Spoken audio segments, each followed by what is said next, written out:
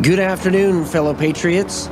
This is Matt Shea, and welcome to Patriot Radio, broadcasting live from deep inside the heart of the future Liberty State. Sponsored once again by On Fire Ministries, in the legacy of Dr. Stan Monteith, bringing you the story behind the story and the news behind the news, where it's not about right or left, it's about right and wrong. It's about our hope not being in man, but in Jesus Christ. About not ending in prayer, but moving to action. Your kingdom come, your will be done, on earth as it is in heaven. Father, deliver us from the evil one. Welcome to Patriot Radio. Good afternoon, fellow patriots and everyone else listening to this episode of the Gen Z Breakdown with me, Megan, and the lovely Pastor Matt Shea. Lovely. Sorry. What's a better word to describe you? I don't know. It just kind of came out. I'm sorry. It's all right. You know, but you are great. So embrace the awkward. How about the great and amazing, magnanimous Pastor Matt Shea? That's actually kind of a little dorky. But is that worse? I think that's worse. But anyway, is dork a word still? Yes. It is? Okay, so how come rad has not made a comeback? Do you want to know what dork means? Oh, boy. No, actually, I'm not going to say that. Okay. Everybody look it up on the internet. If you're That's a child, not what it meant when I was growing up. If you're a child, parental discretion advised as to what the definition of a dork is. Have fun with that rabbit hole. Anyway, today I have some things that I would like to talk to you about. I originally wanted to start it off a little bit differently, but I decided to change my mind last minute. So here we are. I would like to talk about Pete Hegseth's speech to the generals. Wow. Really? Quantico, right? That's what fantastic. They meant? Okay, because I was actually reading the speech. To me, it's quite funny. Lots of good little tidbits in there. Okay. But the main thing that I'm seeing is he's basically saying if you're fat and out of shape, yes, get out. And because if you can't get into shape, he's saying here it's a bad look. And then I think the biggest thing that I saw that he said was, would you want your child to be a part of the way that the units look today? And his answer was, no, you wouldn't, because it's a disgrace to look out and see fat generals walking these halls. They're done with the politically correct, the wokeness, and you don't want your sons and daughters to get killed. So he said, at every level, either you can meet the standard, either you can do the job, either you are disciplined, fit, and trained, or you are out. It's actually interesting. That is a biblical standard for warfare, is that that soldiers should be prepared and fit for battle. Okay, so here's the thing. For most of us veterans, yesterday was one of the greatest days in the modern military. It was one of the greatest days in military history in modern times. What do you think changed between the time that you were in the military and there were standards, but now President Trump changed. That's what he changed it. President Trump changed, but Yep. When Biden came in, it couldn't have just been Biden that made it so awful. I feel like it's been a decades-long thing that has made us not as powerful. So there are a few. I mean, this is a big thing. So I'm going to try to break this down one thing at a time. First of all, physical fitness standards. So soldiers in the Roman era were expected. So this is back 2,000 years ago. Were expected to haul a backpack that was 40 pounds and be able to travel over 20 miles. In fact, 24 miles was probably the standard that we understand based on the mileage that was put in some of the old Roman military manuals. So 40 pounds, 24 miles every day. Okay. And then also to go through all of their combat drills in the morning, which included how to use their swords, how to use their shields, how to use, they had these little javelin type things on the back of their shields that they used for close quarters combat and other things. Just, you get the idea. Yeah. They were very highly trained. And so in the modern military, what happened is generals would require standards from their troops. But then when you went into formation, you saw the general was the fattest guy in the entire unit. And so that wasn't every general. We had some great generals, some great commanders who took physical fitness seriously. And so Pete Hegseth is identifying something, President Trump is identifying something, that leadership begins at the top. So if you're over 50 years old, you still should be able to max the PT test and do over, I think it's like 65 push-ups in 2 minutes and 70-something sit-ups in 2 minutes. You should still be able to do that even if you're over 50. Yeah. And that as leaders, we should be able to walk, hike, carry a pack for long distances. Yeah. And in the PT test, it's actually run. Talk about 3 miles. We are, I think, in an era where laziness, apathy, if I get to a certain level, I've made it and I don't need to work anymore. Well, I think that's a bad look because not just in the military, but in every, I feel like, organized company at all, if the leadership is not doing what they are requiring of the people that are underneath them, the people underneath them are not going to proceed with excellence. Because if they look up to their leader and they say, well, they're not doing it, so why do I have to do it? Exactly. It goes for the church, it goes for ministries, it goes for really any job that I've ever had. If I've ever had a boss that has, not adhered to the dress code at, any retail job that I've had, right, or any coffee shop that I've had, if the boss is not adhering to that, guess who's also not adhering to that? Me. I'm not, because you're not doing it and you make the rules. Well, and there's, it is even for us, just as a society, it's even deeper than that. First of all, if you have generals that are fat, our enemies do not take that seriously. Yeah. They think that we're soft. They think that we're submissive, and it actually invites more war against us because our enemies think that we're weak. So peace through strength is a real thing in the world today. Secondly, the men in our culture need to be tougher, and the absence of fathers and the weakness of fathers has led to the crisis in society that we have today. Everything from morality to homelessness can be tracked to fatherless families. Yeah. And the specific lack of men being able to lead. So let me back up, because some TikTok poser is going to say, well, how many? Look, I can do 150 push-ups and 200 sit-ups every day. That's the standard that I have set for myself. But also, we go on a hike here at On Fire Ministries twice a year. We take our young men out. The longest one that we did this year was 65 miles over 5 days. So we're practicing what we preach, and this should be something that every single church does. Yeah. And I would agree with you.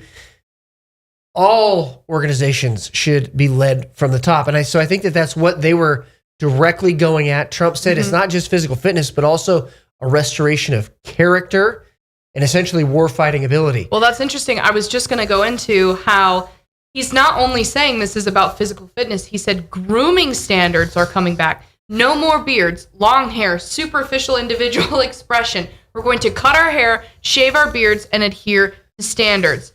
And so I want to explain why. No more beardos is what he said. The era of rampant and ridiculous shaving profiles is done. Simply put, if you do not meet the male level physical standards for combat positions, cannot pass a PT test, or do not want to shave and look professional, it's time for a new position or a new profession. And he actually says we're trying to get rid of weak men. That's actually what he says in his comments. And here again is in combat roles. Like I said, back from Roman times, there was a certain standard that had to be met. It didn't matter who you were. That was irrelevant. It was the combat standard, because war is hard. And hiking that far is hard. With weight on your back is hard. Fighting in extraordinary conditions, whether it's extraordinary cold or extraordinary heat, is hard.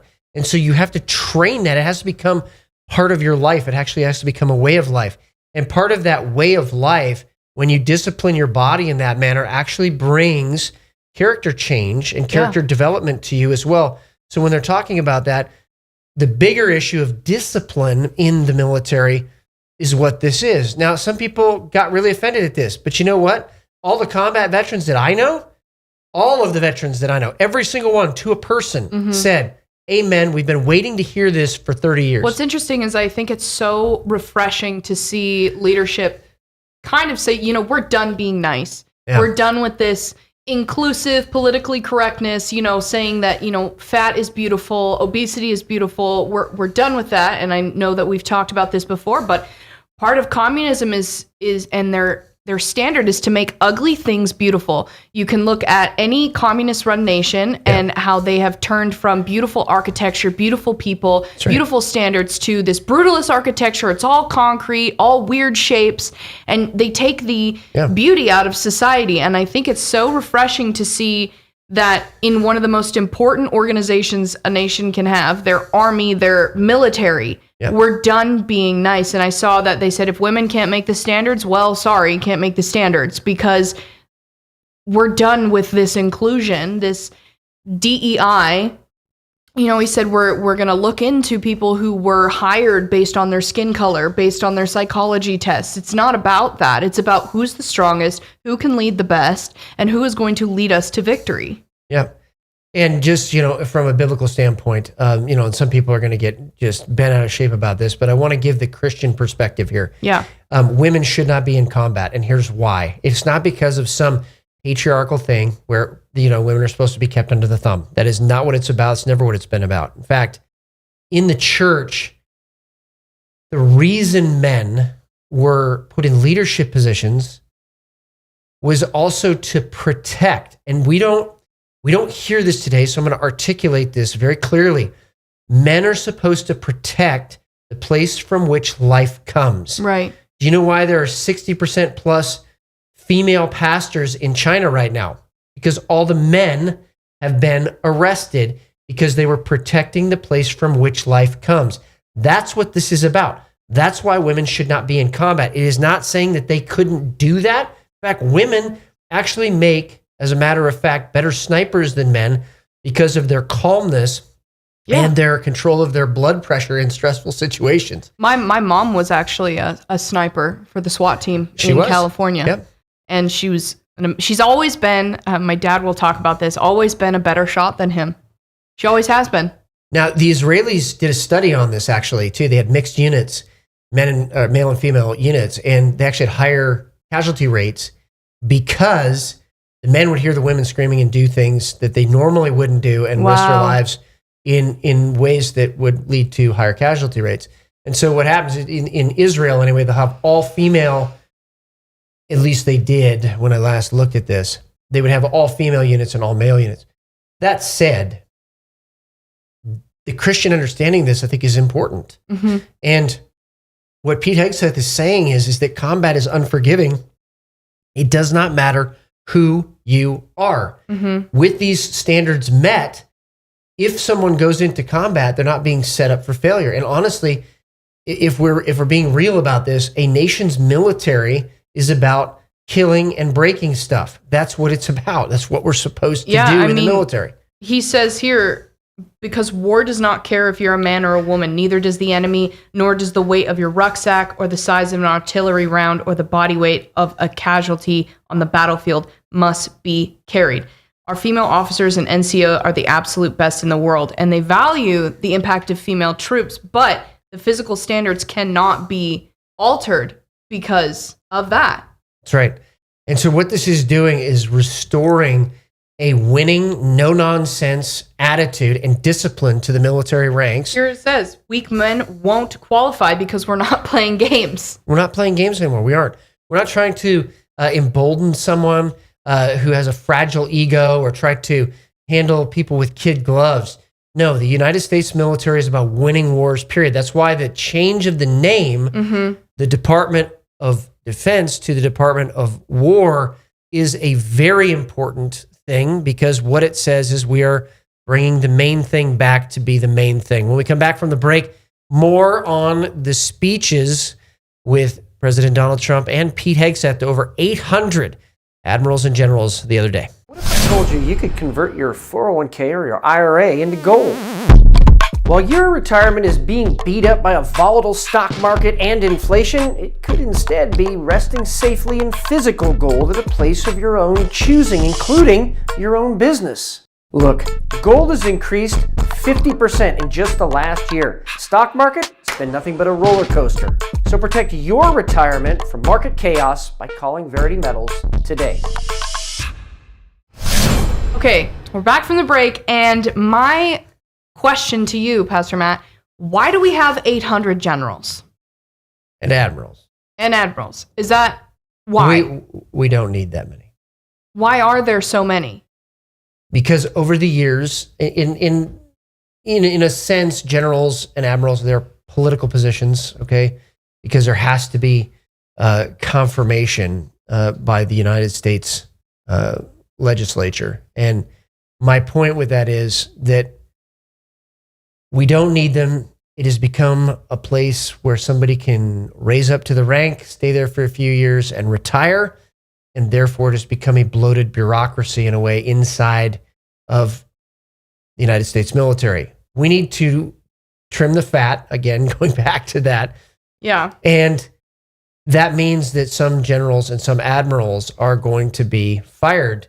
And what Pete Hegseth and Donald Trump are doing is they're setting a standard. And as a result of setting that standard, some people are going to fall away. In fact, the first resignation, I think was today. I saw something on Twitter today about it, or on X today, was saying that one guy had already decided to resign. Is it because he's fat? I don't know. I haven't seen a picture of him, but I was just curious. It's interesting that in the wake of setting the standards, that now there is consequences and accountability, that there is going to be a paring down of the United States military, and there needs to be. We don't need that many generals to fight and win wars. When it was the Department of War, that was the name of it, and that was the name the founding fathers originally gave it, because it is an entity intentionally made to protect and defend the republic. But when we go on the offense, we are going to war that has implications. And the problem is when we try to do police actions or what have you, the whole country hasn't been behind that. And we have literally had soldiers going into the field and the folks in the stand rooting against them in the United States. Happened in the 1960s particularly. So now what they're doing is restoring unity in the American people, that when we go to war, we're behind it. And also, the troops have what they need. You cut all of those generals out, that's more money to the soldiers, the sailors, the airmen, and Marines. We have more money to do what we need to do. And what's coming in the near term, actions in Mexico, Venezuela, maybe even actions against Iran here very shortly. But also, there are serious threats to the homeland here in the United States that we're going to have to address and try to disrupt in the near term. So you're seeing a preparation for war, but when you prepare for war, the likelihood increases that you actually have peace. Yeah, I think it's interesting that you said that the military became an inflated bureaucracy, because he also said in his speech that an entire generation of admirals and generals were told they must parrot the insane facility that diversity is our strength. Of course, we know our unity is our strength. They had to put out dizzying DEI and LGBTQI plus statements. They were told females and males are the same thing, or males who think they are females is totally normal. And I am so amazingly glad that he is putting a stop to this, because I knew people, my sister was in the Army, she knew people that joined the Army, and I'm not joking, to get injured, medically discharged, and given the money to have transgender surgeries. Yeah. Does that have anything to do with fighting and winning wars? Nope. It has not. everything to do with getting the money from the government, and because we had these things in place, they could not tell them no. So to answer your question about why this has happened, okay, why there are so many admirals and generals, why they've been allowed to get fat, why there has been this focus on everything except for what the military is wars. for. Yeah. Part of it is because of the infiltration into the United States government of communist agents. Okay? This is a fact. It's a historic fact. 329 confirmed Soviet agents in the Roosevelt administration, which gave rise to the deep state. We know this from the Venona transcripts, the Matroikin archives, and some other documents as well. What happened to communism being illegal in the United States? I mean... Well, it's still considered it's still on the books that it's a subversive Yeah, organization. but you see people on college campuses, they're young people literally blatantly saying that they're communist. Why is that not illegal anymore? I mean, freedom of speech, we're going to get into that later. Well, it's a predicate. I mean, it's clearly a predicate ideology to allow for investigations because they hold that they want to subvert, they want to overthrow the United States of America. They want to overthrow the Constitution. Right. But the reason that we're seeing this stuff happen is because they were trying, this is communist active measures. The communists in the United States were trying to weaken the United States military prior to a world war. That has always been the reason. They have always gone against defense spending. In fact, it's been part of the requirements for them to get money from certain donors that they would go against the United States military and weaken it from within. This isn't just a simple misunderstanding. No. This isn't a bunch of folks that are stupid. You're talking about Harvard and Yale graduates. This is an intentional plan to weaken the United States military prior to a world war. They actually won a world war. The timing is interesting about this, isn't it? It is. So what Pete Hegseth and Donald Trump are doing is the exact opposite. They're strengthening the United States of America right now. Donald Trump called out Vladimir Putin as a paper tiger. That was crazy. Supposed to be the second best military in the world. Clearly it's not. I've maintained this for years, just analyzing the Russian invasion of Afghanistan. They had a third of their troops down at any given time for venereal disease and other health problems. They had a third of their troops down for venereal disease. Yes, they carry prostitutes as part of their army. Okay, you got to understand how the Russian military works. Wait, back up. They carry prostitutes? What do you mean they carry prostitutes? Well, they used to. They can't really do it much anymore because they the lines are so dangerous. Women or men? Women. Or both? Women. And they would Slavic culture. And they would just hang out. For that area. And I'm not saying Christians believe in this or agree with it, but yes, that's what they did. So the problem was with the Russian military, and always has been, is internal inherent systemic corruption in their system. So their supply chains were always corrupt. They didn't even use pallets. They weren't even using pallets at the beginning of this invasion of Ukraine. So all these pundits out there say, Russians are going to take Ukraine in 72 hours. I'm like, no, they're not. They don't have the logistical ability to do it. It's been a while. So what happens is they had such corruption in their system that the black market, they would not get parts to the front lines because the parts were being sold off for money to the people that were supposed to bring them to the front lines. So this systemic corruption in the Russian army is, I think, a cautionary tale for us. And what Pete Hegseth and President Trump are doing, they are cleaning up the ranks of the United States from corruption, lack of discipline, in preparation for war, because we are the greatest military in the history of the world. And when we are firing on all cylinders and we have trimmed the fat, we're going to win the next war. So when we come back from the break, more on the speech from Pete Hegseth and Donald Trump to the admirals and generals this last week. What if I told you could convert your 401k or your IRA into gold?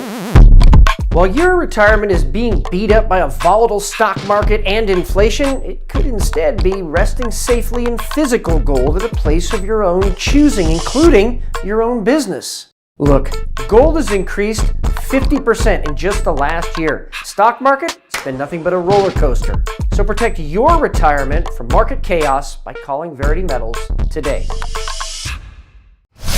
And we are back from the break talking about this very interesting speech that has brought controversy and also celebration. And in my opinion, I think it's a time to celebrate because we're actually going to get serious about protecting the United States.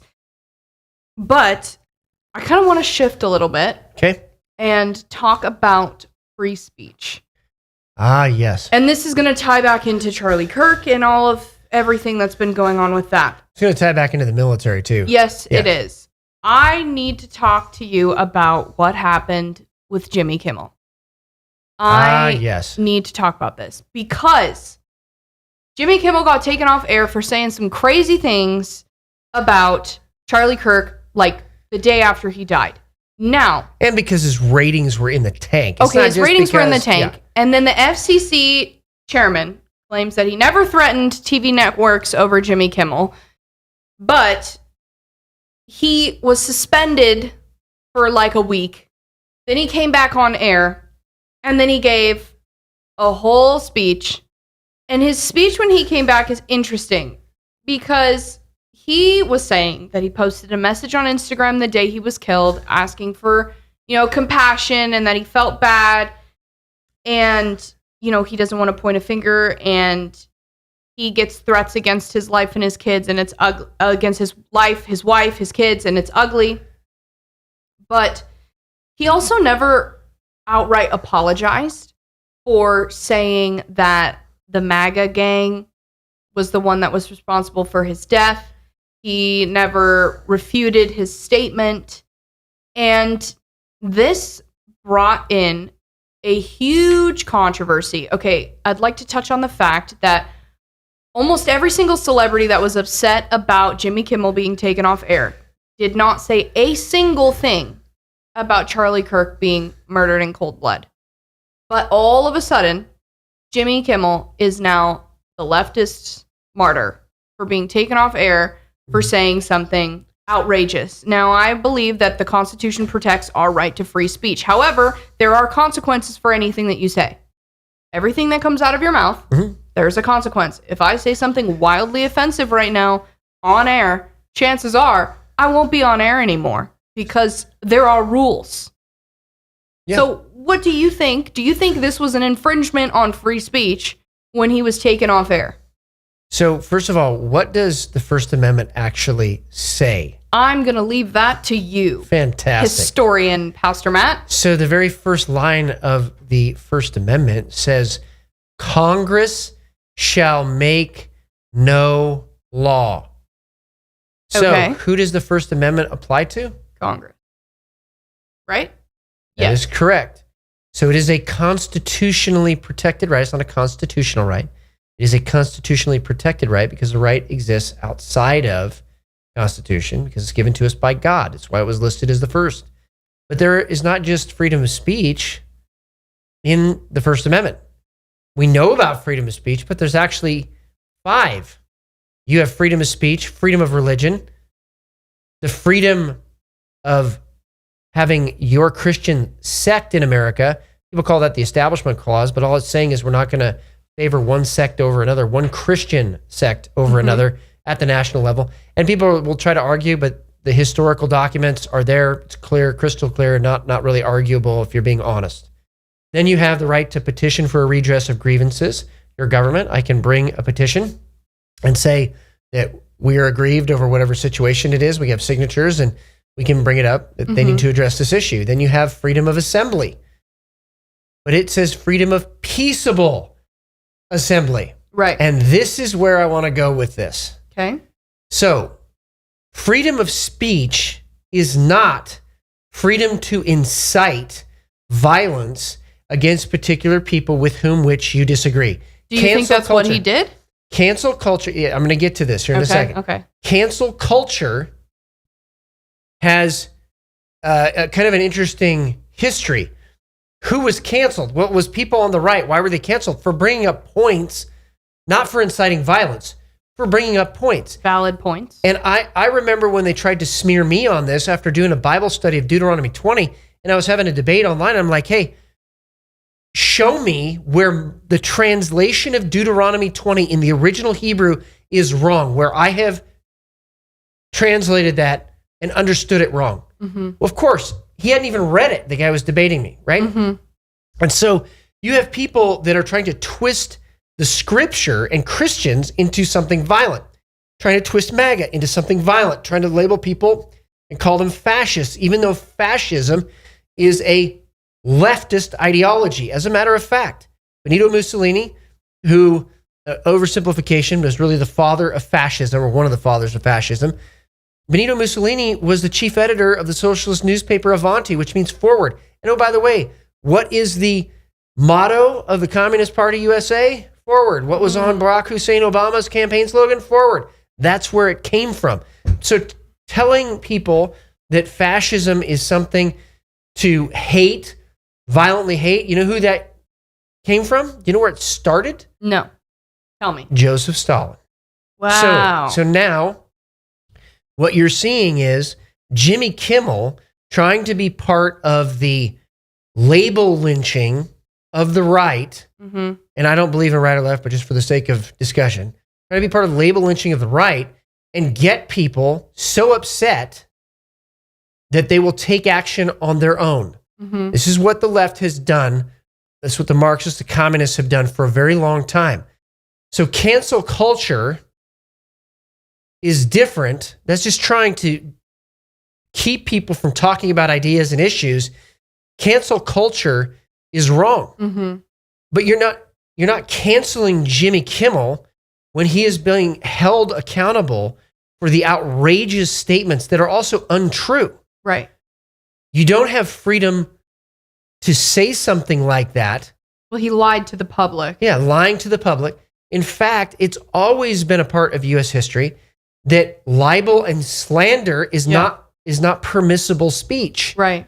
Right. And again, the reason why is because it comes from the Bible. We're not supposed to bear false witness against one another. That's why you have defamation cases. Yeah, Jimmy Kimmel was bearing false witness against MAGA and blaming them for what happened to Charlie Kirk. What I think is interesting, though, Pam Bondi came out and said that we will not tolerate hate speech. And then we started talking about hate speech laws, and then that just kind of spiraled. And I know she came out later and recanted her statement and was saying, I was misunderstood. I mean, quite honestly, I really don't think she should have said those words. Those are dangerous words, because she was saying, hate speech is not protected. I'm like, well, actually, we are kind of allowed to say whatever we want, but, Well, who determines what's hateful? Exactly. I mean, that's where it goes. Right? It was so interesting, because we had people like Ted Cruz coming out and saying, like, if we're starting to make these laws, if we're starting to take people off air for saying things we don't like, this is going to become very dangerous for us as a political party. If we're going to go with the right and left, it's going to become very dangerous for the right.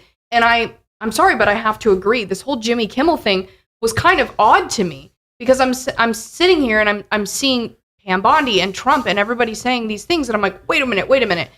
Okay, I get what he said was false, but if we're coming against him under the pretense that it was hate speech and that he should be taken off air because he said something hateful, I'm sorry, but political satire is something that people use, and I'm not saying that anything he said was correct. I think it's very offensive, and it was rude and poorly timed. And that's right. Those things need to have consequences. You can't go out on air a couple days after someone was murdered in cold blood and make jokes about it. It's just not ethical. So let's flip this around a little bit. So we have a God-given unalienable right of free speech. Correct. We don't have the ability to libel and slander other people. Correct. We don't have permission to do that. Yes. But if I have the right of free speech, then I should fight for you to have that same right, even if it's speech I disagree with. I 100% agree with that. And I should be able to challenge it, debate it. I shouldn't be shut down for it. And the cancel culture was trying to shut down the debate. That's what it was really about. Right. So really what we're talking about is speech I hate. So I don't have... So who determines that? Well, it has to be subjective, because it would depend on the person, right? Right. Again, incitement to violence, lying about this stuff, bearing false witness, those are things, okay, that people can be held accountable for. Now, Jimmy Kimmel may say, well, no, in good faith, I had heard there was, yeah, but we have to be very careful going forward. But he has a very public audience, so you would think that he would make sure that his statements were true.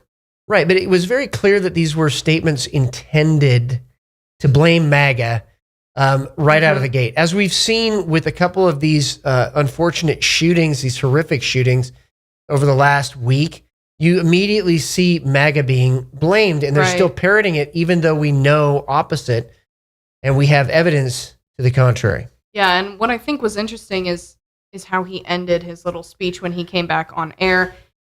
He mentioned Erica Kirk forgiving her husband's shooter, and he said, if you believe in the teachings of Jesus as I do, there it was, that's it. A selfless act of grace, forgiveness from a grieving widow touched me deeply, and I hope it touches many. That shocked me when he said, I believe in the teachings of Jesus. Right. Now, he didn't outright say he's a Christian and that he believes in Jesus as his Lord and Savior, but him saying that he believes in the teachings of Jesus, is he not a blatant leftist? Well, so this is interesting. What I think really got him in trouble was not, you can say something, and if you're willing to apologize for it immediately after, hey, I got that wrong, people have a lot of grace for it, but it was like he was doubling down on it. Yeah. And that's what I think really got him in trouble. If we're just analyzing this objectively. I'm pretty sure the network asked him to apologize, and he said no. Right. And then you have his ratings in the tank, and so you've got every reason to take him off the air. By the way, now his ratings are back up because... Well, they actually have gone way back down. Really? So, yes. So you have, you've got some other things at play here. But the bottom line is, if Jimmy Kimmel claims to be a Christian, fantastic. So let's talk about what Christianity really means. Right. Let's go back to the Hebrew, the Jewish understanding of Scripture in the Old Testament and in the New Testament. And let's talk about some things like same-sex marriage. Yep. Let's talk about some things like transgender issues. Let's talk about some things like the death penalty. Let's go and have that legitimate debate. But what communists cannot allow is free speech, because once free speech begins to take hold and the truth gets out there, communism always loses. And so what you're going to see in the near term is an attempt at a color revolution over the next few years and leading up to 2028, although I think they have moved the timeline up to 2026. Oh, wow. So they're going to give a color, okay? And they're going to try to foment a color revolution. And to do that, they have to silence the opposition. That is what communists do. And so in this era, more speech is obviously going to be better speech. When people have been online, Trump put out a video, showed multiple instances of people inciting violence against the right, against MAGA, against conservatives, against Christians. And suddenly we've got a bunch of churches shot up. Yeah. We've got a prominent Christian leader dead. Yeah. We have to ask ourselves a question. Are the two things connected? And I think the answer is very clearly yes. And so as an introspection as Americans, free speech needs to be understood in the context of Christianity, because that's the context in which it was written. Yeah. Wow, that's amazing. And I've been reading through the book of Acts. And I thought it was interesting because Paul would go around and publicly debate people in the streets. He would. And as I've been reading this, I've just been thinking about Charlie Kirk and how people would be so irritated and, It started riots. Yeah. And people would beat up Paul. He would be arrested. And, the cities would just be flooded with different reactions. And it just reminded me of Charlie Kirk. And I'm like, what a great biblical example of free speech, of using your God-given right to talk to people about the Bible, about problems that are plaguing this young generation, and changing people's minds. I've seen videos of people saying, thank you, Charlie Kirk, and showing pictures of them before they debated him, where they were, in the LGBTQ community, transgender, hard left ideology, and then they show a picture of them in a heterosexual relationship, marriage with children, living on a farm, doing things that are biblically sound. And I just think it's so amazing how people are now waking up to this, and they're seeing that leftist ideology is actually targeted to break down the structure of society. So you can identify intellectually challenged people by a couple of ways they respond to this stuff. That's a nice way of saying it. Okay. You'll see them say, well, you're a fascist. Okay. Now I know you're intellectually devoid of any true argument on this issue. Okay. And so what you're actually admitting is that you have no clue what you're actually talking about. Right. So that's why the second thing that they do is they'll say, well, you don't know what you're talking about, but they'll never cite what they think you're not talking about correctly. Mm-hmm. Even though you can cite all the, the books and the Soviet defectors and all these kinds of things, they'll never recite the Constitution, the debates, the ratification of the Constitution, the 13 state constitutions in the original colonies. They'll never be able to really tell you, and it's because they don't have anything there. But there are people, and with those folks, there's nothing you can really do because they don't want to know the truth because they're lying to themselves and they're deceived. But there are people that do want to know the truth. And those are the people that free speech really allow us to talk to. People that have grown up with the ridiculous, asinine comments out of professors at colleges like, you have your truth and I have my truth. You don't believe that. You know how I know you don't believe that? Because you drive a car. Because you fly on an airplane. Yeah, there has to be sound truth. Otherwise, nothing would exist. It wouldn't work. Like I want the engineer that built the aircraft that I fly on or the car that I drive in, I want him to be absolutely ruthless and absolutely, absolutely positive, fervent in pursuing the truth, in designing and building that car and that airplane correctly. So don't give me that nonsense. And it really is nonsense. Is just made to unmoor people from the real truth so that they can be more easily manipulated. When we come back from the break, more on free speech. And maybe we'll get back to why this applies to the military as well. What if I told you could convert your 401k or your IRA into gold? While your retirement is being beat up by a volatile stock market and inflation, it could instead be resting safely in physical gold at a place of your own choosing, including your own business. Look, gold has increased 50% in just the last year. Stock market, it's been nothing but a roller coaster. So protect your retirement from market chaos by calling Verity Metals today. We're back from the break again. And we're talking about free speech and Jimmy Kimmel and how he was basically put in timeout for a week. Said, you can't be on air, you can't have your show. And then everybody screamed and they said, actually, never mind. You get to have your show back. Basically, like when I got in trouble and then I cried enough and then my parents felt bad and they gave me whatever I wanted. So he had his little tantrum with all his celebrity friends and he got exactly what he wanted, which was his terrible show back. Anyway, we're moving on from that a little bit. We're talking about how free speech ties into the military. Please enlighten me, Pastor Matt. So you don't have the right in the military to speak out and undermine your commander-in-chief or the commanders that are over you. You actually take an oath. I would hope not. Not to do that, okay? You actually take an oath to obey all lawful orders. The only time you are permitted to do that is if the orders that you are given are unlawful, all right? Or in other words, they are asking you to go slaughter a village of people, or they're asking. This actually happened in Vietnam. Okay, that's why I brought up that example. Or that's awful. Or you get orders to violate the Constitution of the United States. You can't be ordered to do something that is unlawful, like right? War crimes. Yeah, like war crimes. Okay. So my point with it is that the military now has some people who are there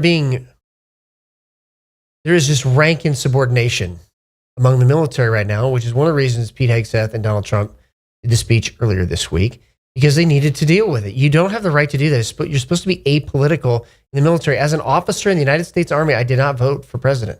You weren't? No, I did not vote. I had the opportunity to vote, but I did not vote for president.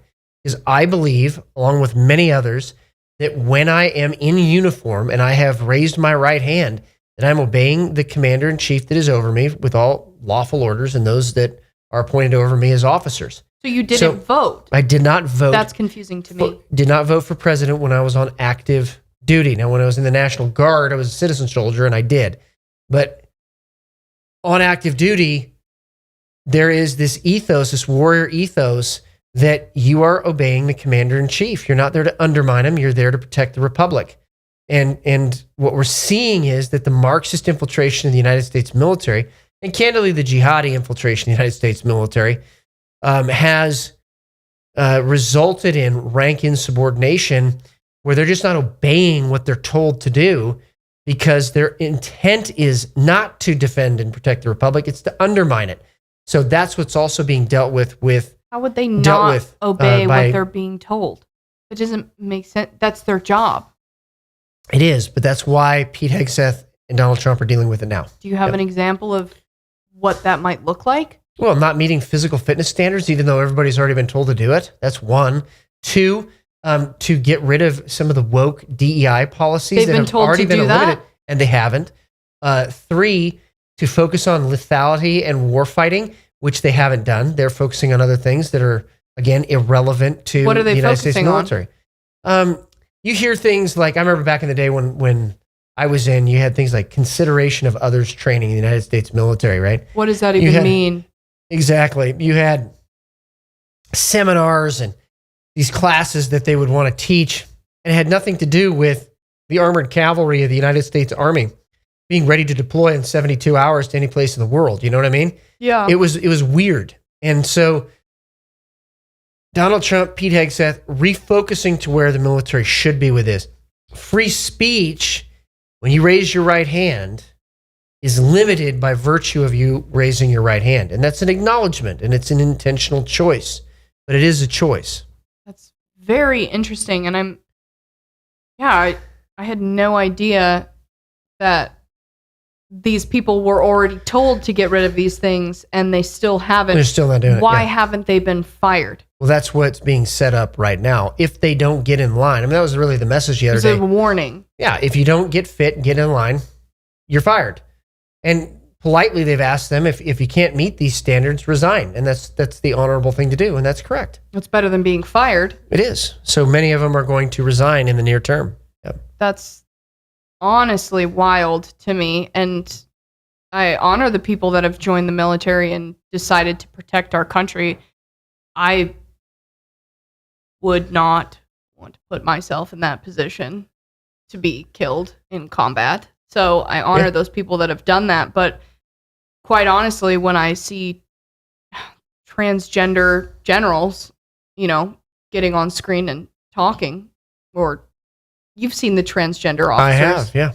That's pretty confusing to me because transgender surgeries and hormones and such actually make you, sick. Well, they make you physically unfit. That's the point. When you're in combat, you have to be able to look to your right and to your left and know that the guy to your right and to your left is ready to move forward with you and is physically able to move forward with you. And when you have people that are injecting themselves with all of those drugs, changing their body in ways that it was not meant to be changed, of course that's going to affect your health. Of course that's going to affect your physical fitness. And what we're seeing right even today is transgender people that are transitioning or detransitioning back, talking about the massive negative effects of those drugs on their bodies. Yeah, I saw a video of a girl who had a double mastectomy when she was still a teenager, and then she detransitioned, got married, got pregnant, and when her milk came in, she had these rocks form in her chest, and she was in such unbearable pain. She said it hurt worse than childbirth. Yeah. And that she would never want anybody to experience that. She's suing the medical practitioners that allowed her to do that. And they didn't give her any other options. They didn't give her another chance. They were just like, no, this is what you need. I mean, gender dysphoria was recognized as a mental disorder for decades and decades and decades, right? So look, we are dealing with these issues wrong, and people are being hurt as a result of it.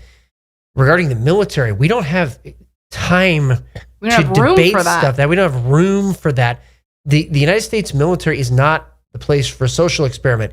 It is the place to fight and win wars, and that's what we're seeing a restoration of. Which I think is an amazing thing, and I also think it's great that we're bringing up physical standards, we're bringing up appearance standards. I always thought it was interesting. I know people who are in the Air Force, and they recently changed their standards on, for females, nail polish colors and hairstyles and that. And people were so upset. And I'm like, you're in the military and you're worried about what kind of nail polish they're allowing you to have. Maybe you shouldn't be in the military. That's correct. Well, there's a more practical application regarding particularly shaving in the U.S. military. Someone can grab your beard. No, it's not actually, because in certain deployment circumstances, you're going to want to have people that have beards on. Typically, it applies to special forces who are going in clandestinely, and they want to match or they want to fit in with the local population, or at least not draw attention to themselves.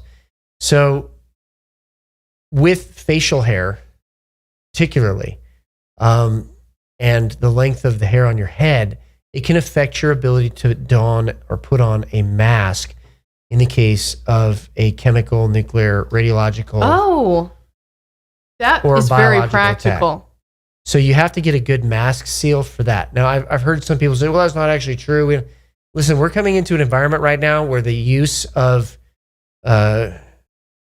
chemical, nuclear, biological, radiological weapons is increasingly likely. Yeah. So that's not out of the norm. So to get a good mask seal, you actually, because you can't just wear a cloth mask. That would be ridiculous because that doesn't stop anything. But an actual mask that stops those two things, you need a proper seal around your face. And so facial hair can affect that seal very clearly. Wow, I didn't even, obviously I don't know these things because I'm not in the military, but that is very practical. And why do you think that these standards changed so drastically in the sense of like the appearance standards, your hair length? Why was it to make the military more appealing, to get more people to join? I think some people would argue that. I would go back to, I think it was just part of the undermining of the discipline of the United States military to make it weaker.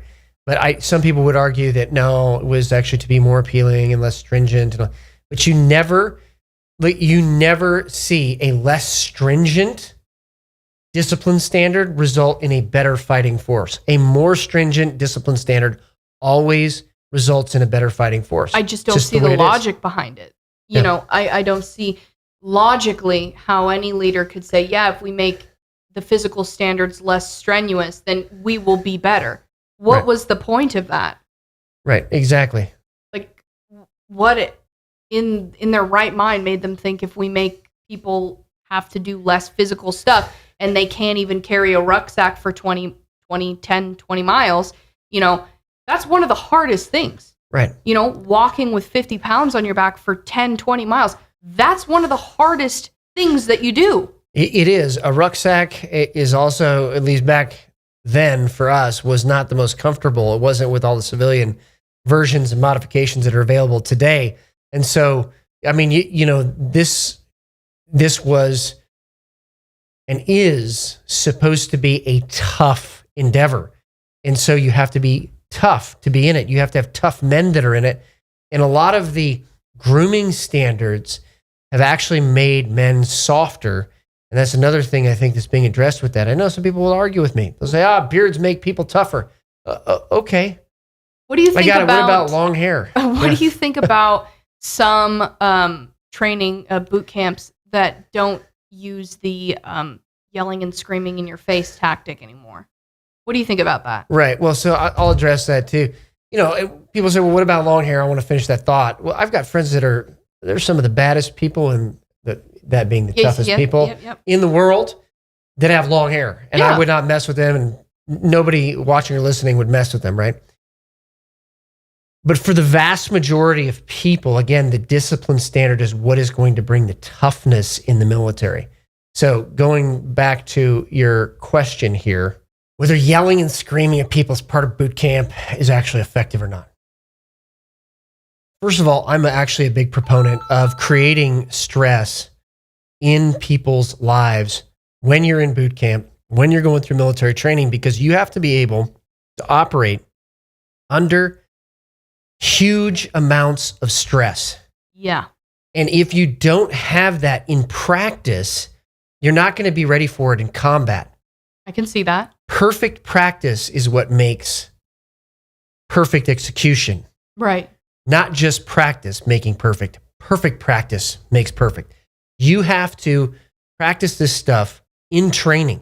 Right. And so the point is, whether it's yelling and screaming or realistic explosions, bullets being fired over the top of your head, crawling through mud and water and, other filth, whether that is effective, yes, it absolutely is, because it replicates what happens on the battlefield. On the battlefield, people are yelling and screaming at you. Right. They're yelling and screaming because they've been wounded. They're yelling and screaming because they need people to move. They're yelling and screaming because they need something. So that is absolutely happening on the battlefield and needs to be in training. Right. Now, some people are like, well, no, it's just my personality type. That's just not my jam, man. I learned better this way. You're like, look. Well, when you're on the battlefield, you're not going to get whispered orders. Well, exactly. And war fighting has been practiced for thousands of years, and these are the techniques that work. Thousands of years of proof on this. So they should be used. And I think what's happened is we've tried to somehow weaken the standards across the board to make up for people's lack of ability, lack of motivation, and lack of discipline. And Pete Hegseth and Donald Trump said, no more of that stuff. There is a standard. Everyone's expected to meet it, including the generals and admirals. Well, I mean, if you're not able to withstand people yelling at you in practice, whatever that looks like, right? What makes you think you're going to be able to handle that in combat when your brothers and sisters in arms are literally getting killed next to you? Yeah. What makes you think you are stable enough to handle that? I think I would agree with you in the sense that when you practice what it's actually going to look like, you are then, they shock you when you get into boot camp. So that way, when you get out in the real world, you aren't quite as shocked when it really happens. That's exactly right. So I think this brings up a bigger point. What can you do in your own life? Well, I think that this brings up the discussion of discipline, bringing discipline back to our own lives. And if you're watching and you're a man, I've advocated very clearly before that men need to be disciplined, need to be working out, need to be going on long hikes, especially with weight, and getting out into nature, prioritizing sun. That's very important. But honing the discipline in your physical body actually transfers over into your everyday life. And the more disciplined we are, the more opportunity God has to work through us in an ordered way without any distractions or anything getting in the way of what God wants to do. So discipline is a key part of being a Christian. That's why it says, go and make disciples of all nations, teaching them how to obey his commands. I think for women, discipline might look a little bit differently. You don't necessarily have to go on a hike with weight on your back, but it's also important that we keep our bodies in good physical shape for the things that we're required to do as women. So whatever that looks like for you, staying in shape. I mean, for me, I don't have abs, but I try and stay active and go on walks and runs and things like that. But it's very important. It does translate into your everyday life. It translates into your work, and it also translates into your relationship with Christ. Is when you have discipline with your temple of the Holy Spirit, you also have discipline in your relationship with Christ. Yeah, praying every day and reading the word. This is Matt Shea and Megan Needham, once again with our Gen Z episode of Patriot Radio. May God bless all of you. He is moving right now. This is the greatest generation, and the awakening is here. So keep up the fight.